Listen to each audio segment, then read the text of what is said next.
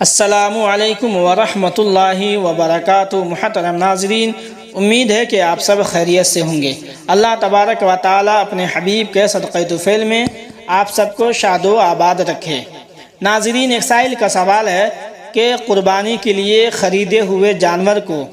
بیچ کر دوسرا جانور لینا کیسا ہے؟ یعنی ایک شخص نے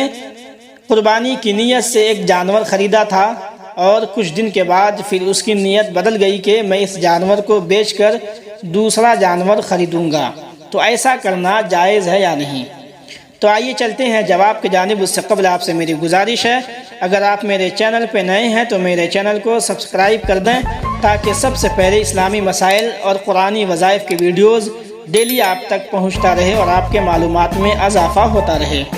آپ پوری ویڈیو کو آخر تک سنیں تاکہ جو باتیں میں اس حوالے سے بیان کروں وہ تمام باتیں آپ کو اچھی طریقے سے سمجھ میں آ جائیں۔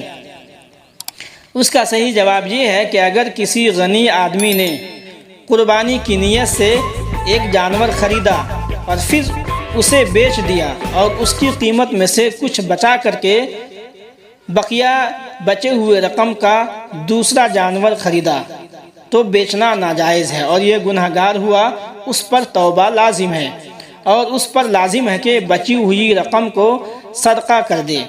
اور اگر اسے بیچ کر اس کی مثل یعنی اسی کی طرح دوسرا جانور لانا چاہتا ہے تو بھی بیچنا مکروہ تحریمی و گناہ ہے۔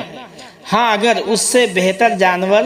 بیچ کر لانا چاہتا ہے تو یہ جائز ہے، جیسا کہ امام اہل سنت حضور سیدی سرکار اعلی حضرت الشاہ امام احمد رضا خان محدث بریلوی علیہ رحمت و رضوان فتاوی رضویہ شریف میں تحریر فرماتے ہیں کہ وہ گائے کہ بنیت قربانی خریدی اس کا دوسری گائے سے بدلنا بھی منع ہے۔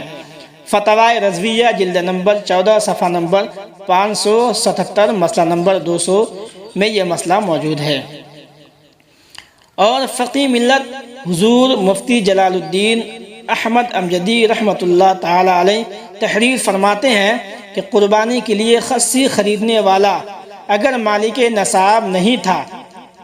تو اس پر خصی کی قربانی واجب تھی، اسے بیچ کر 30 روپیہ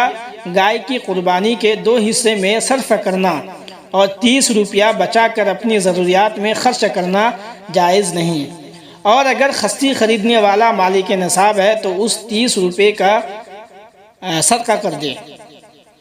خلاصہ کلام یہ ہے کہ تمام تصریحات سے یہ ثابت ہوا کہ قربانی کی نیت سے خریدے ہوئے جانور کو بیچنا جائز نہیں ہے۔ ہاں، اگر بیچ کر اس سے بہتر جانور لینے کا ارادہ ہے تو درست ہے، وہ بیچ سکتا ہے،